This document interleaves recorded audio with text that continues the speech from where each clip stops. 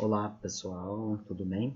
Né? No meu caso aqui, boa tarde, né? De vocês eu não sei qual vai ser o período que vocês vão estar assistindo isso, mas enfim, como a gente está passando por esse processo turbulento, né?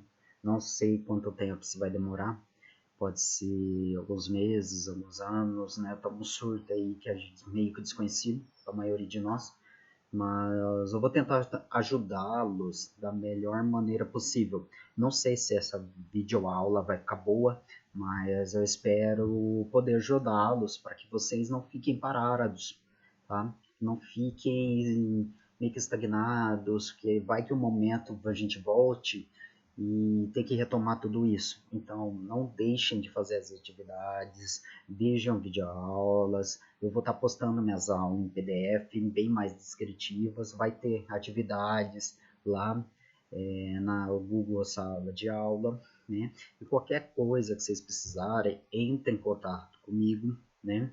Igual esse vídeo eu estou gravando no meu serviço agora, que eu sobrou um tempinho, né?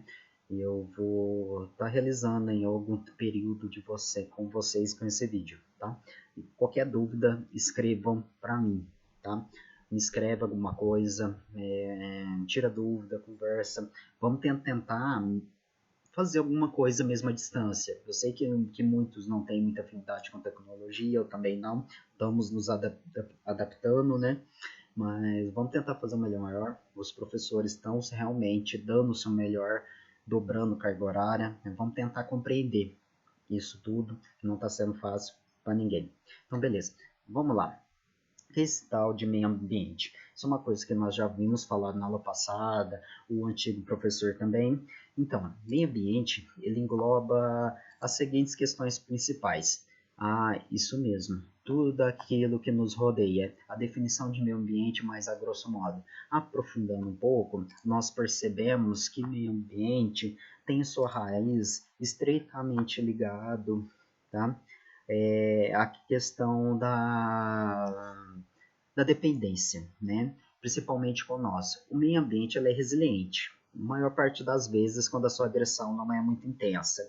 O meio ambiente ele tem uma capacidade de adaptação surpreendente, né? Vocês podem mesmo perceber algumas áreas que foram desmatadas e deixadas ali ao longo de alguns anos, elas começaram com algumas plantas pioneiras que são mais resistentes, depois começou a crescer algumas outras plantas arbóreas com florestamento maior, e assim se deixar a natureza tomar conta, né? Então a gente tem essas características e a gente percebe que nós, seres humanos, não somos seres à parte, nós dependemos constantemente, continuamente da natureza. Não dá para viver sem ela, é impossível. Né? Muitos de vocês são experiência viva disso. Né? Então, percebemos também que esse tal meio ambiente ele está sujeito a danos irreversíveis graças à contribuição de vários. Por que eu coloquei de alguns? Porque nós, querendo ou não, sem querer, inconstitucionalmente, a gente causa um impacto negativo no meio ambiente. Joga uma bala no chão, muitas vezes, corta uma árvore, mata um animal silvestre, às vezes sem querer. Isso tudo tem uma relação negativa por milhões de anos na natureza, tá? E assim sucessivamente.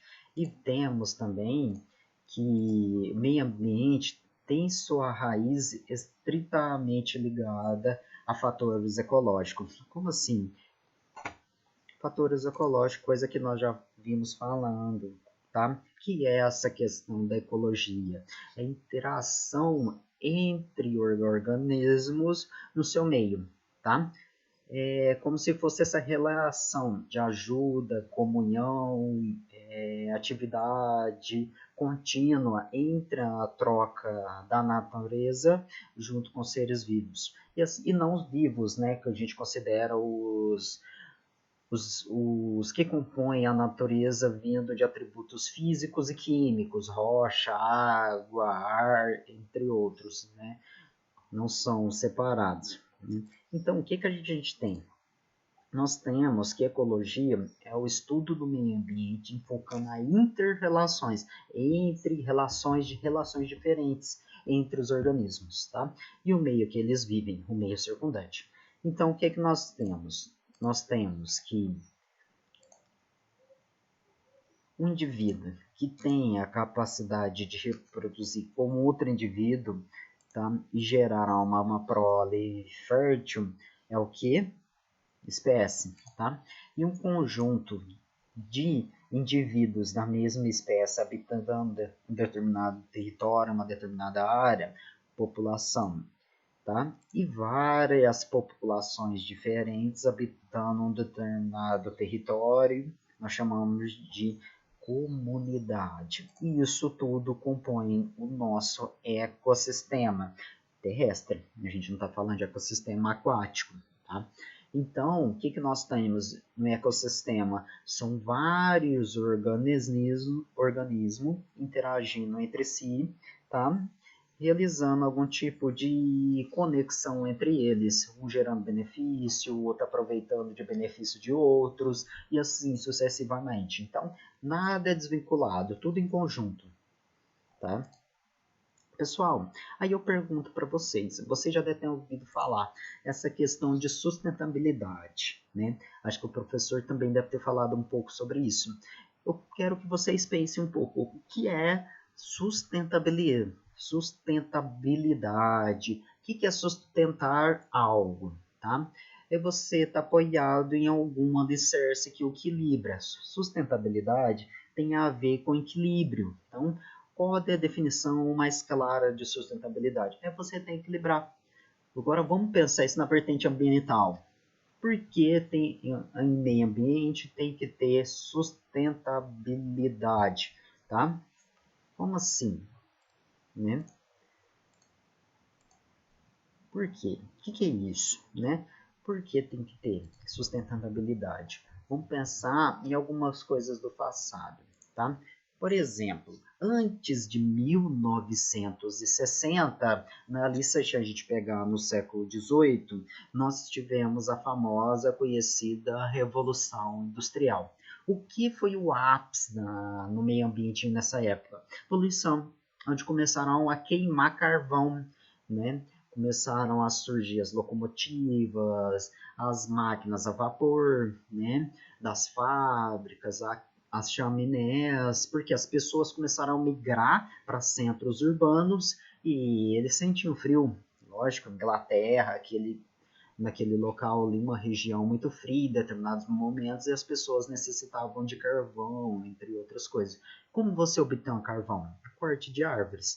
Então, começou a ter desmatamento, começou a ter poluição do ar, onde começou a surgir inúmeras condições de saúde e doenças. Só para vocês terem ideia, gente, boa parte das doenças respiratórias foram adquiridas nesse período. A asma, bronquite. Quando o indivíduo morava na roça, tudo bem, ele já ganhava uma certa resistência desde criança.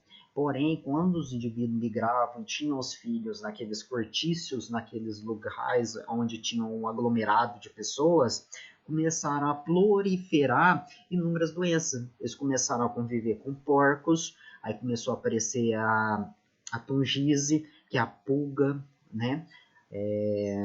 Sarna em humanos, né? Sarcobiose, tuberculose, antes não tinha humanos, era muito comum em animais, começou a surgir também. Alguns vírus diversos também ali começaram a surgir. Né? Aí se dá a razão da questão do coronavírus, de onde que ele surgiu, como que ele surgiu, em animais. Nós, em contato com animais silvestres, adquirimos coisa que o nosso sistema imunológico não está receptivo ainda. Né? Ainda temos que passar por inúmeros processos para ter uma resistência. Né? E assim acabou acontecendo. Né? A poluição estava muito presente. E uma coisa marcante na questão ambiental foi essa mulher, a Rachel Carson, tá? Que em 1960 ela abriu a questão. Tá? Porque depois da Segunda Guerra Mundial, de 1945, começou a surgir agrotóxicos. Eles começaram a pensar uma forma de controlar as pragas, porque a indústria química deu um boom muito grande nessa época, né? Tanto porque armas químicas já começavam meio que já a ser produzidas. Uma arma química física que foi muito usada, tá? Bomba atômica. A bomba atômica nada mais é que uma unidade com polônio radioativo, né, que interagindo ali com nêutrons acaba fazendo uma reação de fissão nuclear.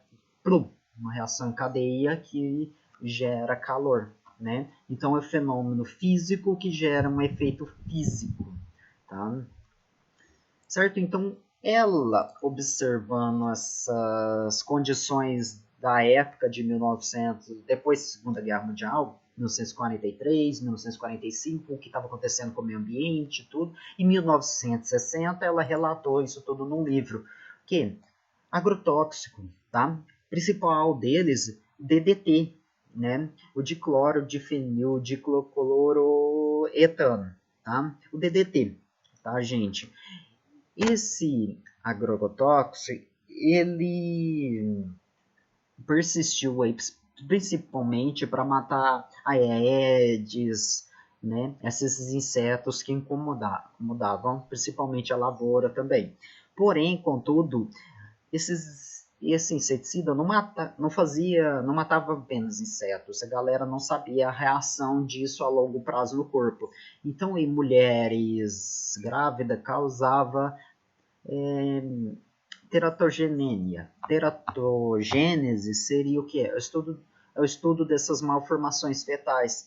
Que quer dizer o que? Geralmente congênita, antes do indivíduo nascer, né? O feto, apresenta mutações fetais, um feto que poderia ser saudável, por conta da exposição a certas substâncias químicas, adquire essas características de anomalia. Tá? Entre outras coisas que ela observou foi a morte de abelhas, né? A reprodução de aves atrasada, um monte de fatores, um monte de argumentos, né, contra o uso desse agrotóxico. Tá? Isso em 1960. Por volta de volta de 2009, tá? Por conta da lei 11.939, o Brasil proibiu o DDT. Tá? Olha o tempo, 1960, o Brasil só foi proibido o DDT por volta de 2009. Tem base, tá? É ridículo, né? Então, esse agrotóxico é aquilo que eu falei. O planeta é uma cúpula, tá? É uma cúpula. Então, tudo que se faz fica ali. Né? O DDT está onde? Está na água, tá? Muitas vezes está em nós, nas gorduras locais que nós temos. Tá? Essa questão agrotóxico não sai, não some. É a molécula, que é a partícula, não se desintegra assim. Tá? Na natureza, nada se perde, tudo se transforma. Tá? Então tem essa questão principal, certo? Outro fator importante nessa época histórica foi essa questão da poluição, que nem eu falei, Revolução Industrial no século XVIII. O que deu isso? Chuva ácida, começou a alertar as pessoas. E outra principal, é a questão da radiação, tá? Enfim, sabe-se mais ou menos que em torno de 423 detonações nucleares foram realizadas no mundo, tá? Por meio dos Estados Unidos, Rússia, Irã, entre esses países detentores de arma nuclear ou ogivas nucleares que tem aí, tá? Por volta de 1945 a 1962, em torno de 423 detonações nucleares. Gente, você detonou uma bomba atômica. O que vai acontecer? Você vai gerar aquela poeira, né? O que tem naquela poeira, né? Aquele cogumelo radioativo? Radiação. tem muito composto radioativo que vai perdendo radioatividade ao longo do tempo, uns instantaneamente e outros duram anos e anos aí no meio ambiente, poluindo e irradiando. Subiu lá para cima, precipita em forma de chuva essa radiação. Aonde? Né? Aonde será que é? Dá uma olhada. Por exemplo, aqui, ó, por volta de 1986, 24, tá, de abril de 1986, a gente está próximo, está um mês antes, a radiação de Chernobyl. Isso aqui é no ar. Vocês estão vendo essa coloração aqui? Isso aqui é a radiação espalhando no ar, tá? Chegando na Europa, chegando na Itália. Aí tá, tá? A Itália aqui, a botinha, tá? Então tem tudo essa questão principal. Tá? A radiação, ela não fica somente naquele local, ela espalha. Tá? Pensa em Fukushima. Fukushima, que aconteceu no Japão em 2011. O que aconteceu? Foi 2011? Acho que sim. Tá? O que aconteceu com aquela usina nuclear lá? Por conta da tsunami, o reator se trincou. E aí? O que se faz? Hã? Não tem o que fazer. Você tenta conter essa radiação para o ambiente, porém, contudo, você precisa de medidas para evitar essa radiação se espalhar de maneira rápida. Tá? Mas, porém, já tinha atingido o oceano e hoje já se encontra aqui no Brasil. Então, essa questão é muito importante. Tudo que se faz, invariavelmente, nos remete a algo. Tá? Então, a galera começou a pensar essa questão de sustentabilidade. A gente precisa criar uma forma de equilíbrio. O que? Galera, viu chuva ácida, chuva radiativa, tá? Aumento desenfreado demográfico, tá? Aumento da poluição e diminuição da qualidade de vida. Eles precisam, então a galera se reuniu e falou, precisamos pensar em alguma coisa. Como assim?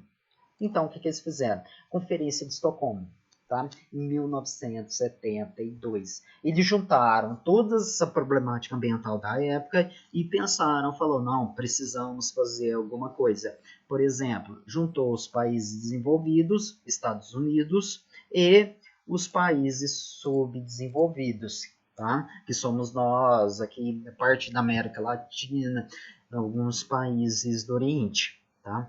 Então, os países desenvolvidos estavam preocupados com a seguinte questão. Peraí, a gente precisa frear principalmente a questão do uso de combustíveis fósseis, mas a gente precisa continuar girando a economia. Mas para isso, os maiores fontes poluidoras eram os países pobres. Por quê? Por que eram os países pobres? Que é onde, pensa para vocês verem, aonde estão as fábricas da Adidas? Aonde está a fábrica da Nike? Está nos Estados Unidos? Não, pô. Está aqui nos países subdesenvolvidos, porque é mais fácil de explorar mão de obra. Poluir. Você polui principalmente a área, né? E manda o quê? A matriz-prima para lá, tá? Matriz-prima, que seria... Matriz-prima não, você manda o produto pronto já para o país desenvolvido, tá? Então, isso foi uma questão muito embatente, tá? O que era sustentabilidade? Para eles, sustentabilidade era a única coisa, equilibrar economia nos países subdesenvolvidos e os países desenvolvidos queriam equilibrar o meio ambiente. Falar, não, o meio ambiente precisa voltar ao que ele era antes. Tá? A gente precisa recuperar o meio ambiente. Mas como é que você vai recuperar o meio ambiente, tá? Sendo que os países subdesenvolvidos, os países mais pobres, precisavam explorar matéria-prima, tirar o couro, então tem que ter vaca, e para ter vaca tem que desmatar, tá? Petróleo, exploração petrolífera, né? Exploração de jazidas, que nem nós temos o nióbio ali em Araxá, que é usado para a produção de ligas metálicas, armas, tá? Quem que fica com isso? Os países desenvolvidos, que trazem o quê? As suas empresas para explorar os países subdesenvolvidos. Então, eles estavam batendo muito de frente essa questão, tá? Aí foi aonde a ONU interviu. Falou, não, peraí, vamos bolar uma ideia e criar alguma coisa importante. Ó, o aumento desenfreado do desenvolvimento principal causador de problemas ambientais, que está intimamente ligado a questões sociais. Oh, presta atenção, peraí. Então, a sustentabilidade não estava apenas voltada àquelas duas vertentes que esses países estavam brigando ali, que era o que?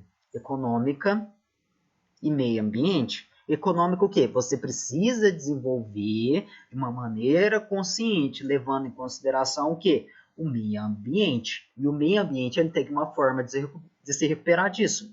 Isso eram os dois pilares que esses países estavam ali tentando conciliar. Mas espera aí, para tentar entender esses dois pilares, você tem que entender a população que mais sofre e faz parte dessas questões ambientais, que é a qual? A população mais pobre, que está localizada onde? Nos países desenvolvidos. Aí entrou a terceira vertente da sustentabilidade, tá? Que é a social. Já já a gente vai comentar. Então, a galera pensava isso. Antes de 1972, a galera pensava crescimento urbano, escassez de recursos, preservação, futuro, problemas ambientais, desenvolvimento, tá? Tudo de maneira muito separada. Então, o que você precisava de juntar todas essas informações em apenas em uma, para ficar mais acessível para todo mundo? Como se chama isso? Sustentabilidade, tá?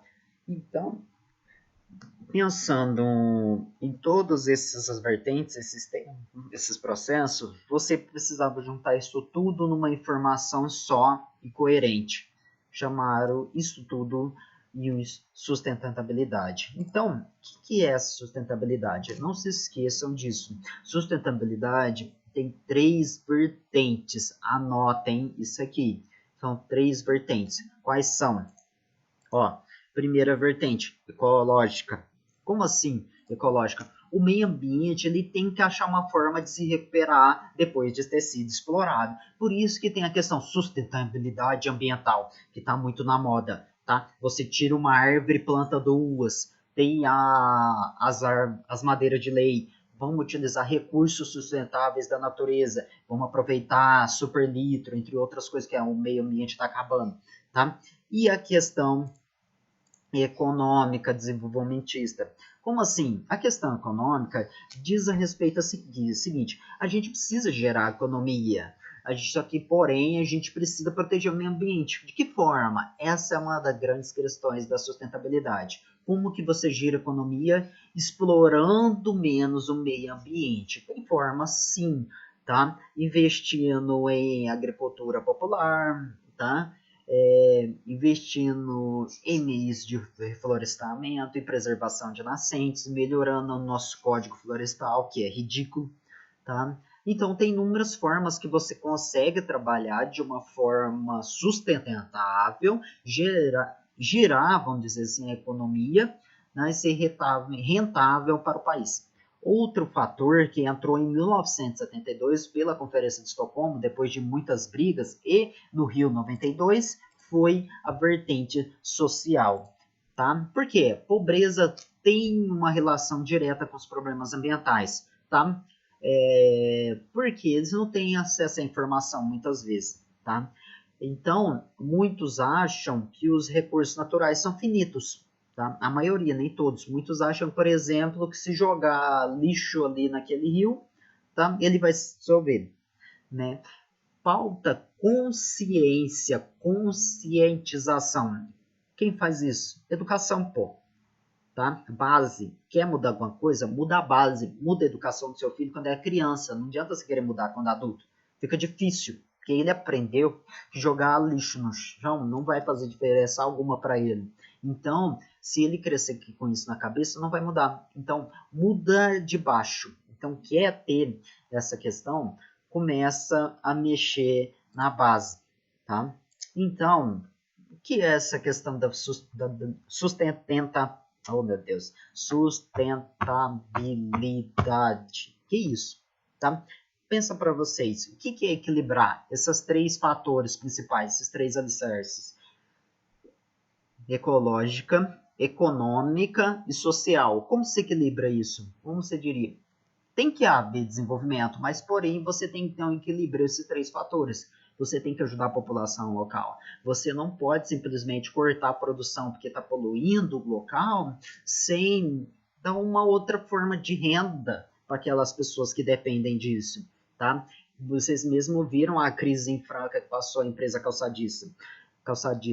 Então, precisava de umas formas de equilíbrio sustentável mesmo.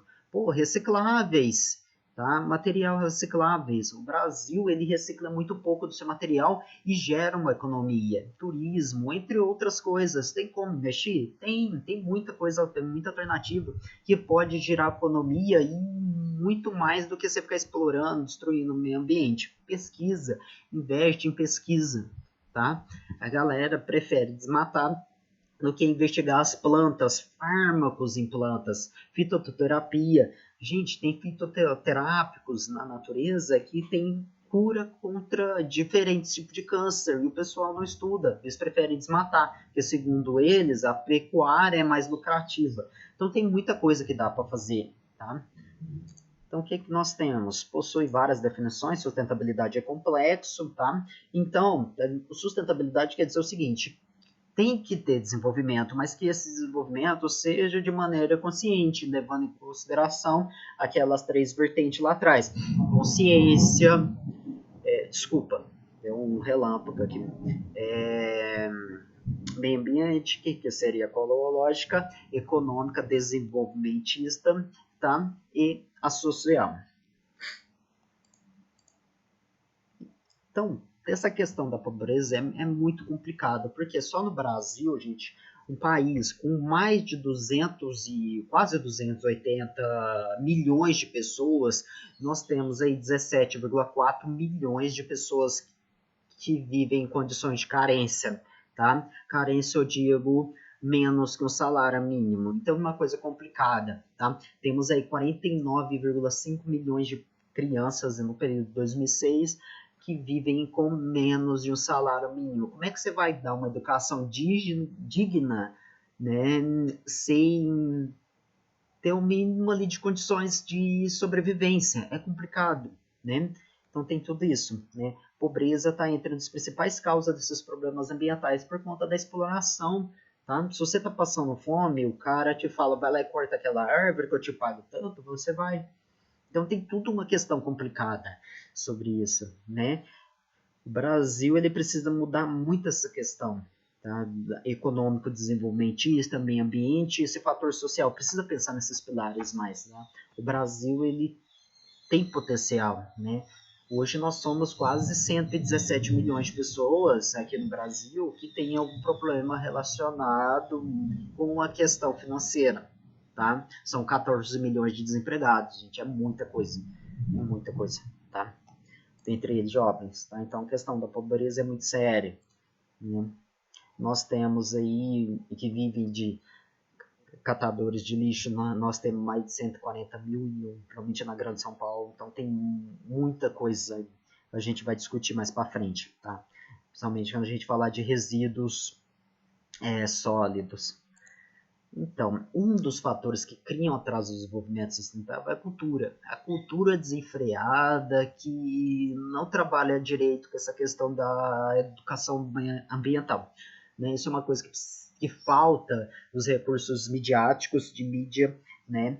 Que precisa, gente. A gente está sentindo, vocês estão vendo que está tudo desequilibrado, está tudo descontrolado. Então precisa necessariamente ter uma mudança onde nos valores e no comportamento, tá? Igual eu falei para vocês, quer mudar alguma coisa, muda a base, muda seu filho, que é o que você tem controle, tá? O adulto é difícil, o adulto ele já está incrustado num sistema mental que para ele mudar parece impossível, mas uma coisa que você tem controle, isso é o seu comportamento, isso você tem controle sim, basta você querer, tá?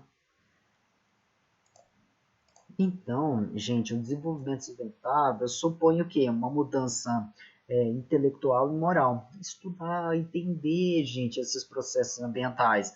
Moral significa você sentir empatia pelo outro. Você ia gostar de morar em frente ao Tietê, aquele cheiro, tá? Por que a gente não muda isso.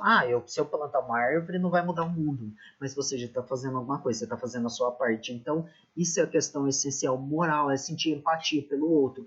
O outro não precisa fazer nada. Muitas vezes ele não vai fazer. Tá? Então, primeiro, parte de você. Quem sabe ele não toma consciência vendo que você está fazendo alguma coisa. Porque o ser humano ele é assim.